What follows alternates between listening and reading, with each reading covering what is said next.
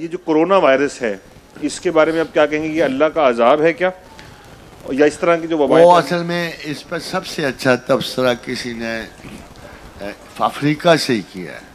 آپ کو پتا ہے ایک اور بڑا خوفناک وائرس تھا جو اٹھا اور بڑا ذہنناک تھا، وہ اس کا ایبولا نام تھا.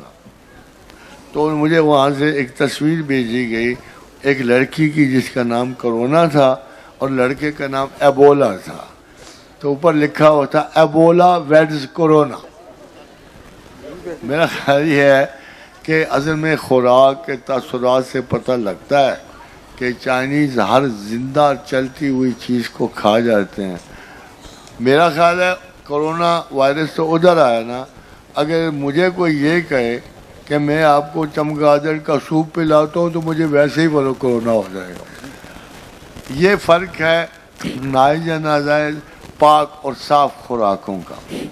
ہمیں شکر ہے کہ اللہ تعالیٰ نے ہمیں بڑی پاک اور ستھری خوراک کا فیض بخشا ہے، اور اس قسم کے وائرسز شاید ہم تک نہیں آتے.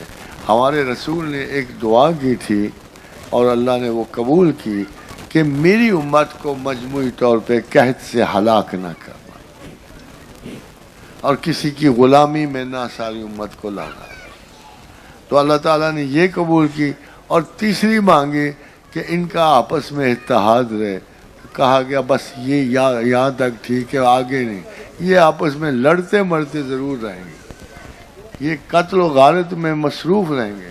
تو میرا خیال ہے مجھے تو نہیں لگتا کہ کورونا ہمارا مسئلہ ہو. صحیح. اب آج کی یہ نشست ظاہر ہے کہ دل تو نہیں چاہتا کہ یہ ہم یہاں سے اٹھیں، لیکن وقت کا دامن بھی تنگ ہے. بس آخر میں یہی گزارش ہے کہ غبار رہ گزر میں کیمیا پر ناز تھا جن کو، جبین خاک پر رکھتے ہیں جو اکسیر گر نکلے. ہمارا نرم رو قاصد پیام زندگی لایا، خبر دیتی تھی جن کو بجلیاں وہ بے خبر نکلے.